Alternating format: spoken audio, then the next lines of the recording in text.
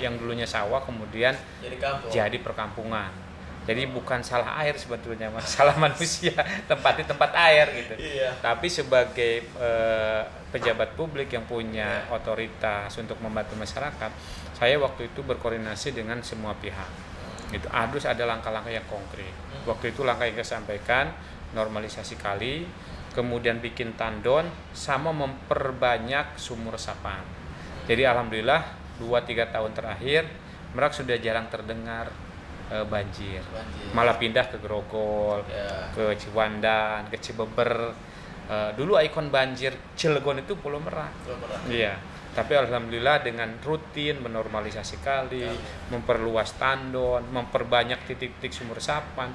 Jadi kelurahan itu beberapa tahun terakhir itu konsen setiap RT RW itu setiap tahunnya ada bikin sumur resapan yang sumur dalam. Saya menyampaikan bahwa anggaran yang cukup besar di pemerintah Kota Cilegon itu harus bisa memenuhi kebutuhan mendasar masyarakat, terutama air bersih. Waktu itu saya sampaikan waktu itu pas rapat gabungan tahun lalu itu 2023 itu pas lagi musim kemarau. Saya sampaikan beberapa solusi. Yang pertama, solusi tercepatnya kirim air ke titik-titik yang kekurangan air. Akhirnya menginstruksikan semua kepala dinas diwajibkan oleh Pak Wali Kota waktu itu untuk mengirim air ke titik-titik kekeringan. Yang kedua saya sampaikan jangka menengahnya memperbanyak sumur dalam. Walaupun itu sebetulnya tidak baik, tapi kan untuk mempercepat pemenuhan kebutuhan itu alhamdulillah dari hanya beberapa titik di ACC tahun 2024 ini 17 titik sumur dalam. Bahkan saya tantangin waktu itu kalau pemerintah Cilegon tidak mampu untuk anggarannya, saya bisa nyengget kata orang sini dari provinsi bahkan dari pusat. Karena kita punya jaringan kan ke provinsi ke pusat. Dan untuk hal-hal yang mendasar seperti itu, pusat provinsi itu sangat responsif karena memang itu adalah pelayanan dasar, pelayanan wajib gitu kan yang wajib disediakan oleh pemerintah. Malu dong harusnya. Ya iya dong. Sampai disengket. Iya. Malu. Tapi kalaupun harus nyengket demi masyarakat nggak ada masalah. Karena kalau mau jujur Cilegon itu belum nyampe 20% terhadap pelayanan air bersih kepada masyarakat. Dari sekian 450 belum 20%-nya. Masih di angka 17 atau 18%. Tidak perlu ditingkatkan. Itu solusi yang saya sampaikan kemarin saat rapat gabungan tahun 2023 untuk pelaksanaan APBD 2024. Digratiskan kan itu kan cakep kan gitu. Jadi orang udah nggak berebut lagi ke negeri gitu. Pertimbangannya berebut ke negeri itu karena nggak bayar aja sebetulnya. Betul. Sebetulnya kalau di swasta nggak bayar juga mereka seneng sekolah kan gitu sih. Makanya kadang nggak cukup zonasi juga dipaksain. Iya, kalau cukup zonasi juga dipaksain dengan berbagai lah. Padahal kan numpang kakak juga sebetulnya kan kakak itu harus minimal setahun. Nah, ke depan ini sebetulnya sudah nggak boleh lagi kakak menumpang di kakaknya orang lain, sudah nggak boleh itu, udah nggak diterima. Patut harusnya. dicurigai itu kalau yang kakaknya misalkan Juni ya penerimaan siswa baru ya. Itu dia di situ di Mei. Kan terlalu dekat. Nggak bisa, harusnya ditolak itu. Karena aturannya setahun. Harus setahun. Yang kedua juga tidak boleh numpang di kakaknya orang lain.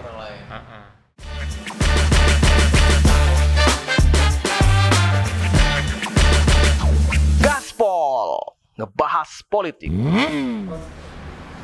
Assalamualaikum warahmatullahi wabarakatuh. Jumpa lagi bersama saya di Bantaraya Channel dan saya sudah ditemani dengan Pak Aam. Pak, apa kabar Pak? Alhamdulillah baik. Lama tak bertemu, tak bersua, ngobrol lagi di siap, podcast gimana? Bantaraya. Pak, ini mau berakhir ya? Insya Allah 2 bulan kurang lebih. Periode 2019-2024. Yap, betul. Iya. Kalau di komisi Bapak yang kira-kira masih menjadi apa catatan atau PR yang harus diselesaikan pemerintah apa? Di komisi saya di komisi 1 itu mitranya tupoksinya bidang hukum dan pemerintahan. Kalau yang aduan dari masyarakat itu paling banyak terkait dengan sengketa tanah. Pertanahan itu masih banyak PR itu. Nanti mungkin untuk periode yang baru bisa dilanjutkan PR tersebut. Karena itu yang paling banyak masuk. Kemudian PR berikutnya karena yang bermitra juga BKPSDM, kepegawaian itu masih juga menjadi catatan kita terkait dengan kinerja daripada ASN itu. Masih banyak catatan yang perlu ke depan ditingkatkan, mungkin dengan sistem merit atau merit system itu sebetulnya sudah ideal, cuma tinggal nanti dilaksanakan apa tidak itu. Kalau sengketa tanah rasanya ada laporan yang di masyarakat. Sengketa tanah itu banyak sekali masuk ke Komisi 1, baik perorangan dengan perorangan, perorangan dengan perusahaan, perorangan atau masyarakat dengan pemerintah. Contoh yang di Merak Medaksa itu masyarakat dengan pemerintah. Ada di Lebak Tenok itu ada perorangan dengan perusahaan. Ada juga di wilayah Cibeber itu perorangan dengan perorangan. Jadi banyak sekali masuk. Ada yang bisa diselesaikan dimediatori oleh Komisi 1, ada yang selesai, ada yang berlanjut ke hukum, ada yang masih proses di sini. Banyak sekali PR-PR yang harus nanti terus dilakukan, terus dibantu masyarakat supaya satu persatu bisa terselesaikan dengan baik. Seperti itu. Tapi kalau Dewan mah biasanya keluhan itu tidak hanya sebatas di komisionalnya ya Pak ya? Betul. Tidak. Masyarakat itu tidak melihat ini tugasnya siapa enggak. Iya. Pokoknya kalau sudah mentok sana sini datang ke Dewan. Betul. Kayak Bapak kan di Dapil Pulau Merak ya? Iya, betul, Dapil Pulau Merak. Biasanya tuh di situ keluhannya langganan banjir sama itu kekeringan. Iya. Di Dapil saya itu memang yang paling concern semenjak saya menjadi Dewan itu 2014 itu banjir. Kemudian saya berkoordinasi dengan kelurahan, dengan kecamatan, dengan Bapeda, dengan PU. Karena di daerah Pulau Merak khususnya itu ada satu kawasan perkampungan yang cukup luas. Itu namanya kampung sawah. Yang dulunya sawah kemudian jadi perkampungan. Jadi bukan salah air sebetulnya, salah manusia, tempatnya tempat air gitu. Iya. Tapi sebagai pejabat publik yang punya otoritas untuk membantu masyarakat, saya waktu itu berkoordinasi dengan semua pihak. Gitu. Harus ada langkah-langkah yang konkret. Waktu itu langkah yang saya sampaikan, normalisasi kali, kemudian bikin tandon, sama memperbanyak sumur resapan. Jadi alhamdulillah 2-3 tahun terakhir Merak sudah jarang terdengar banjir. Malah pindah ke Grogol, ke Ciwandan, ke Cibeber. Dulu ikon banjir Cilegon itu Pulau Merak. Iya. Tapi alhamdulillah dengan rutin menormalisasi kali, memperluas tandon, memperbanyak titik-titik sumur resapan. Jadi kelurahan itu beberapa tahun terakhir itu konsen setiap RT RW itu setiap tahunnya ada bikin sumur resapan yang sumur dalam. Jadi sebelum air itu masuk ke kali, kemudian disalurkan ke laut, itu sudah ke itu dulu, ke dalam dulu. Itu untuk memperkecil debit air yang masuk ke situ. Bahkan kalau dulu itu campur lumpur ya? Iya, dari pegunungan itu, dari pegunungan. Dan itu masih terjadi nggak ya? Masih, tapi tadi sekarang sudah jarang banjir itu masuk ke rumah. Paling sekedar lewat sebentar aja. Gitu, kemudian pergi. Itu masalah yang alhamdulillah belakangan ini 5 tahun terakhir ini sudah teratasi dengan baik. Tapi masih ada masalah yang lain, yaitu terkait dengan ketersediaan air bersih. Iya. Apalagi di musim kemarau. Bentar lagi. Musim kemarau. Nah, di rapat gabungan terakhir Badan Anggaran waktu itu saya menyampaikan cukup keras kepada pemerintah Kota Cilegon, dihadiri Pak Wali Kota, Pak Sekda, Pak Wakil Wali Kota, semua stakeholder. Saya menyampaikan bahwa anggaran yang cukup besar di pemerintah Kota Cilegon itu harus bisa memenuhi kebutuhan mendasar masyarakat, terutama air bersih. Waktu itu saya sampaikan waktu itu pas rapat gabungan tahun lalu itu 2023 itu pas lagi musim kemarau. Saya sampaikan beberapa solusi. Yang pertama, solusi tercepatnya kirim air ke titik-titik yang kekurangan air. Akhirnya menginstruksikan semua kepala dinas diwajibkan oleh Pak Wali Kota waktu itu untuk mengirim air ke titik-titik kekeringan. Yang kedua saya sampaikan jangka menengahnya memperbanyak sumur dalam.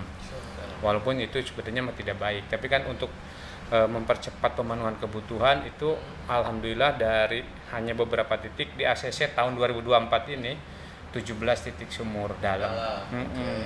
Tinggal nanti pengawasan pelaksanaannya. Nah, karena biasanya pelaksanaannya di akhir tahun. Yang kebetulan saya sudah berakhir di September gitu. Mudah-mudahan itu masih tetap komitmen. Tapi paling tidak pemerintah mencatat bahwa itu adalah usulan yang saya sampaikan kepada pemerintah. Yang terakhir, jangka panjangnya itu saya berkoordinasi dengan Bapeda, dengan PU, dengan Pak Sekda, Pak Wakil waktu itu harus ada jangka panjang. Jangka panjangnya itu pipanisasi PDAM oleh PDAM yang mungkin infrastrukturnya pelaksanaannya oleh PU. Penyediaan airnya ada air baku gitu, air baku yang nanti mungkin sumbernya dari tempat yang lain, tapi itu PDAM harus serius gitu melakukan itu. Karena kalau mau jujur Cilegon itu belum nyampe 20% terhadap pelayanan air bersih kepada masyarakat.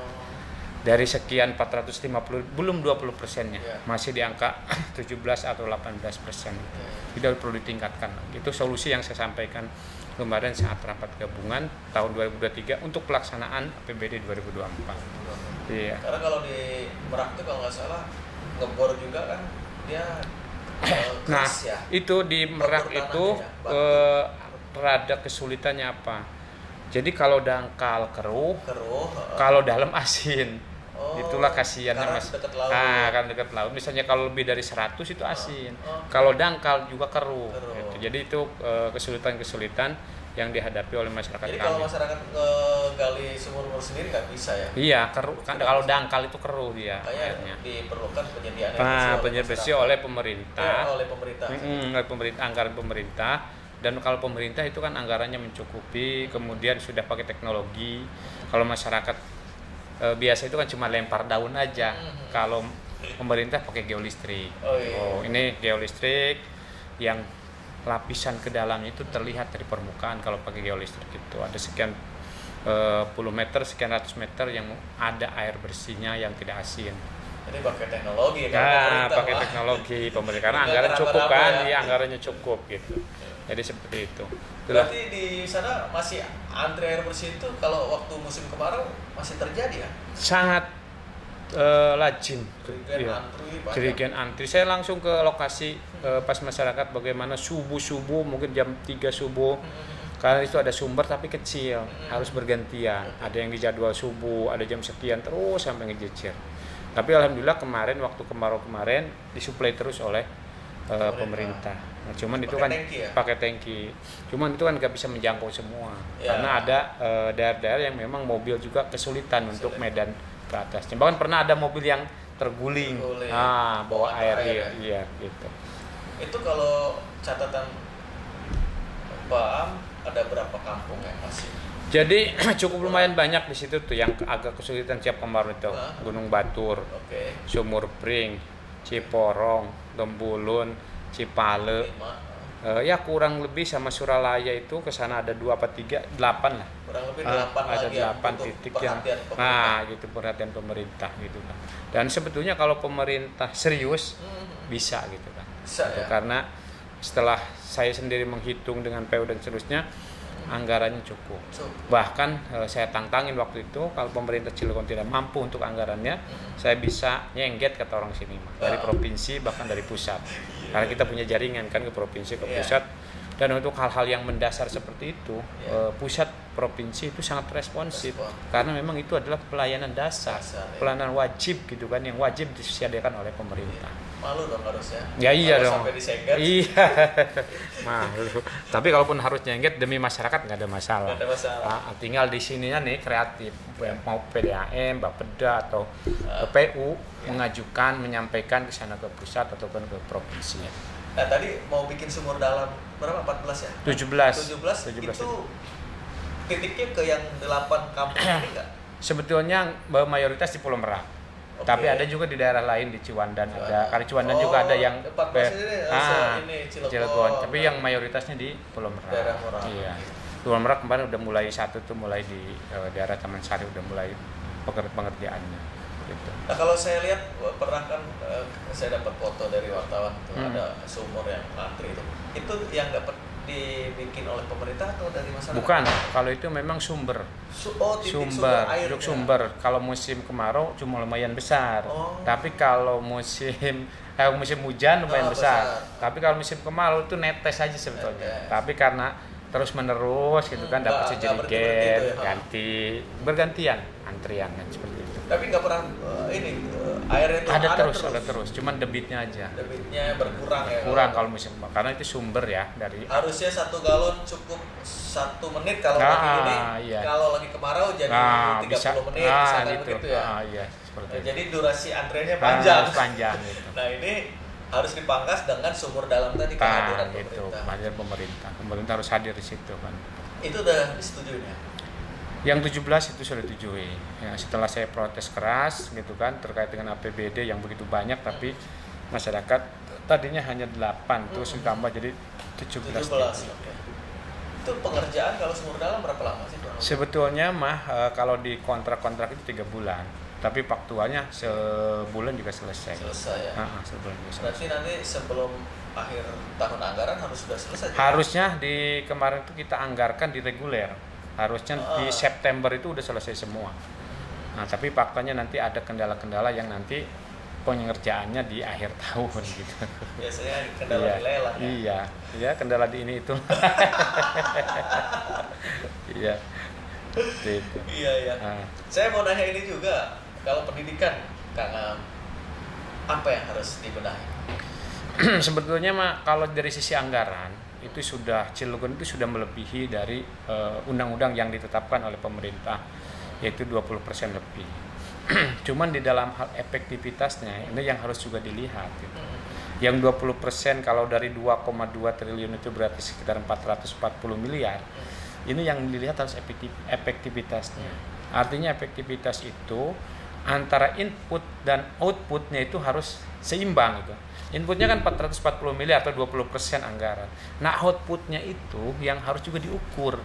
Apakah lulusan-lulusan sekolah dari Cilegon ini bersaing tidak dengan lulusan-lulusan daerah lain? Apakah kualitas pendidikan di Cilegon ini bersaing nggak dengan di daerah-daerah lain gitu. Jadi efektivitasnya itu ya harusnya dari 20% anggaran itu harus benar-benar berimbas kepada hasil dari pendidikan. Tentunya si anggaran itu harus berbasis bagaimana peningkatan skill, bukan hanya gedung-gedungnya saja, bukan hanya bangunan-bangunannya saja, tetapi bagaimana peningkatan SDM gurunya, peningkatan pengelola sekolahnya, bagaimana ada inovasi kurikulum pendidikannya di samping yang sudah ditetapkan standarkan. Dan yang terutama sekali yang harus menjadi perhatian juga adalah sekolah-sekolah swasta. Itu harus jadi perhatian. Kenapa? Sekarang orang berbondong-bondong semua ke negeri karena nggak berbayar. Swasta ke depan gitu kan. Kalau ada pemimpin daerah Kota Cilegon yang mau membebaskan sekolah swasta itu harus kita dukung. Kenapa? Karena itu setara gitu. Orang mau sekolah di mana saja harusnya sama gitu kan. Saya orang Cilegon, negeri di Cilegon, swasta di Cilegon kan gitu. Harusnya sama. Kalau yang ini gratis, yang sana juga gratis. Tinggal instrumen-instrumen aturan itu diselaraskan aja gitu kan. Sehingga sekolah-sekolah swasta juga bergairah. Jangan sampai sekolah negeri berebutan, sekolah swasta nggak kebagian siswa, kan prihatin kan gitu. Nah gitu, seperti itu. Sayangnya sekolah negeri ini kadang-kadang malah beraturan dalam arti begini. Dia harusnya kuotanya 2 rombongan belajar, 2 kelas katakan. 1 kelas 30 sampai 40 misalkan gitu. Cuman karena animo masyarakat pengen sekolah di negeri ini tinggi, lebih tuh kuotanya tuh dari 2 rombongan belajar. Dia paksakan lah bikin rombongan belajar lagi yang sekolahnya nanti siang sama sore pagi sama siang gitu. Nah ini yang harusnya tadinya yang satu rombel bisa ke sekolah swasta kalau dia taat aturan. Ini kan enggak. Ya. Inilah sebetulnya kan ada pengawasan baik itu dari ombudsman maupun dari inspektorat. Hal-hal yang demikian yang sekiranya melanggar aturan itu mereka ini harus turun gitu kan. Di samping ya kita juga DPRD sama melihat pengawasan karena kalau melebihi kuota dari rombongan berhaji yang ditetapkan, sebenarnya mereka kan ada kendala juga nanti di nomor induknya dan seterusnya kan itu. Seharusnya tidak dipaksakan, tapi diarahkan bagaimana kepada sekolah-sekolah yang terdekat, swasta yang terdekat.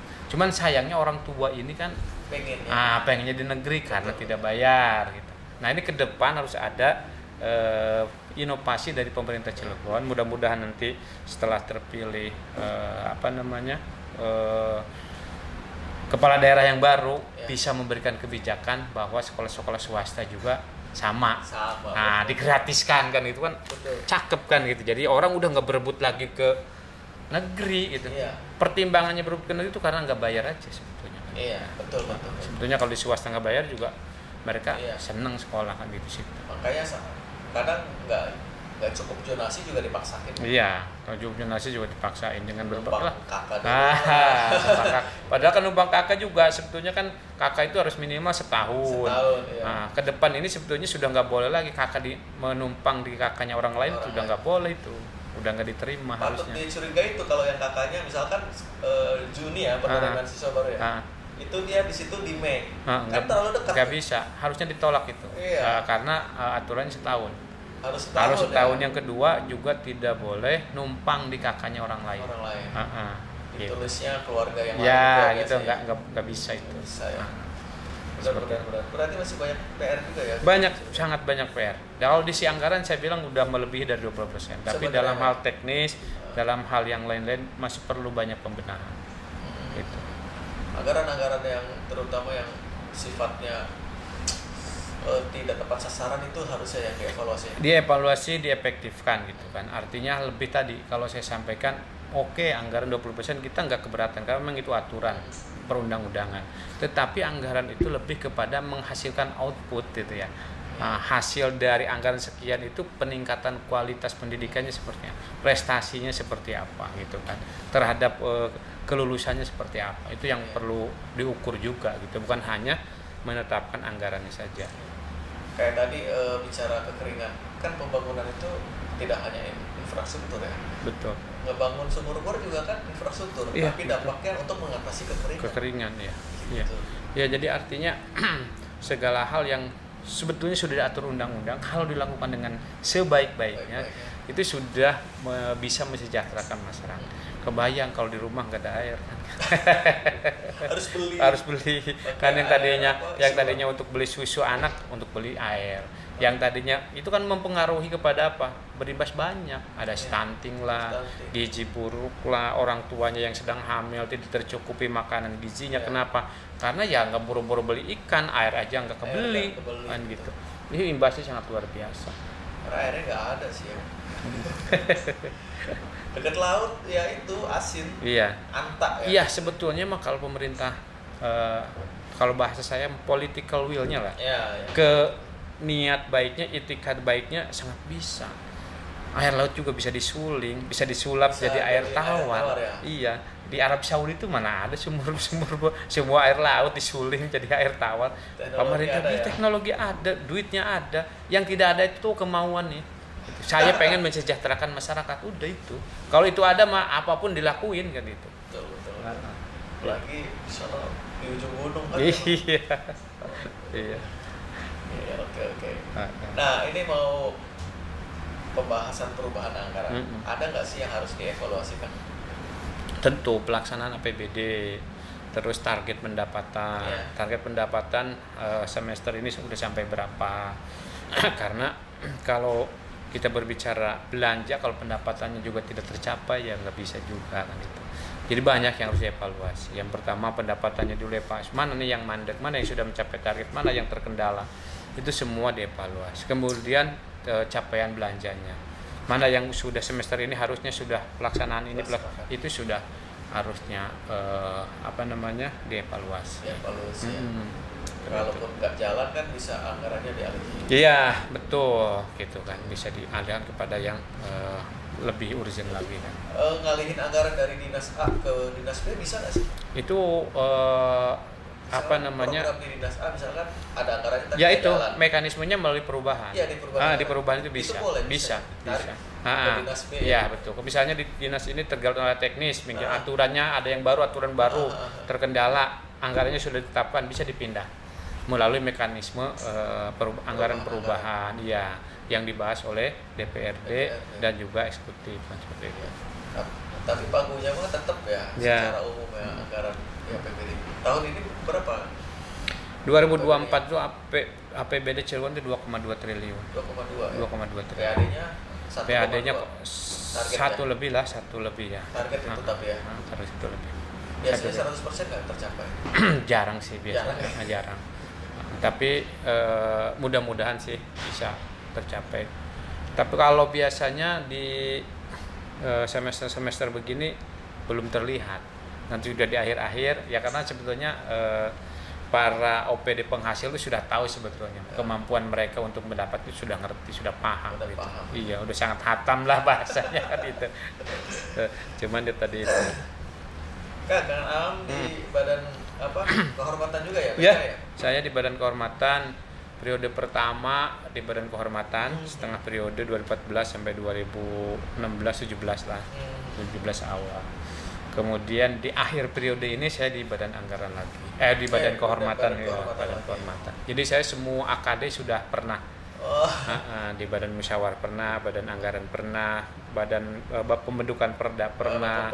BK udah 2 kali periode ini, di komisi 1, komisi 2. Hampir semua AKD sudah pernah, alhamdulillah. Selama yang di periode ini gimana? Dewan pengawasan BK menurut kacamata Pak. Jadi di badan kehormatan ini punya tugas untuk mengawasi internal, mengawasi kedisiplinan anggota, baik kedisiplinan menghadiri rapat-rapat, terutama rapat paripurna, rapat-rapat komisi. Itu di dalam tata tertibnya 5 kali berturut-turut tidak hadir tanpa keterangan, badan kehormatan punya kewenangan untuk menegur secara lisan, kemudian secara tertulis kan itu. Dan itu badan kehormatan mengevaluasi itu. Semua anggota ini direkap gitu kan dalam hal kehadiran mereka di dalam rapat-rapat. Kemudian kedisiplinan dalam berseragam. Kemudian juga menjaga nilai-nilai norma itu punya kewenangan. Ya kalau bahasa gampangnya mah badan kehormatan di polisi mah proposnya. Iya, mengawasi internal. Tapi sejauh ini nggak ada yang bandel ya Pak ya? Alhamdulillah dengan kita persuasif teman-teman yang misalnya udah 2-3 kali ya kita WA, kita telepon dengan persuasif. Saya bilang kamu itu lagi kampanye pengen jadi dewan gitu. Udah jadi dewan gak hadir rapat. Oh iya siap ya. Kan ada catatannya laporan dari staf-staf, Pak si ini belum udah berapa kali dari staf badan kehormatan itu ada stafnya yang merekap kehadiran semua anggota DPRD saat rapat-rapat, terutama rapat paripurna. Iya. Alhamdulillah berarti Dewan Cilegon mah ini ya. Iya, alhamdulillah ya, mayoritas masih persuasif, bisa diajak kerjasama. Kalau di daerah lain kan sampai ada yang kena teguran sanksi. Iya. Bahkan sanksinya itu bisa direkomendasikan ke partai. Iya, betul. Kalau memang sudah tingkat tertentu, badan kehormatan bisa mengirimkan surat kepada fraksi. Fraksi nanti ngirim kepada partai. Ya, karena fraksi itu kepanjangan partai. Ada yang bisa sampai mengusulkan PAW kan itu. Iya. Terakhir kan buat Cilegon nih, akhir masa jabatan, syaratnya harus seperti apa? Ya, saya berharap dan memberikan masukan pada pemerintah Kota Cilegon, baik nanti yang sekarang berakhir, yang mau berakhir maupun nanti yang baru. Sangat berharap bisa memenuhi kebutuhan dasar masyarakat Cilegon. Ya, kebutuhan air bersih, pendidikan, terus infrastruktur, kesehatan, dan terutama juga untuk bisa meningkatkan pendapatan masyarakat Cilegon. Karena diakui tidak jujur, ya masyarakat Cilegon masih banyak juga yang pengangguran. Nah, itu lebih bisa didorong lagi sehingga Cilegon yang terkenal dengan kota dolar, banyak duitnya, itu benar-benar dirasakan oleh seluruh masyarakat Kota Cilegon, bukan hanya sebagian masyarakat Cilegon. Mungkin itu pesannya, dan bagi teman-teman anggota dewan yang baru, semoga bisa menjalankan fungsi-fungsi kedewanan secara maksimal, fungsi anggaran, fungsi pembentukan perda, fungsi pengawasan, dan juga fungsi mengadvokasi masyarakat. Itu mungkin pesannya. Mantap. Oke Kang, terima kasih banyak. Ya, sama-sama. Terima kasih waktunya. Ya, sama-sama. Assalamualaikum warahmatullahi wabarakatuh. Waalaikumsalam warahmatullahi wabarakatuh.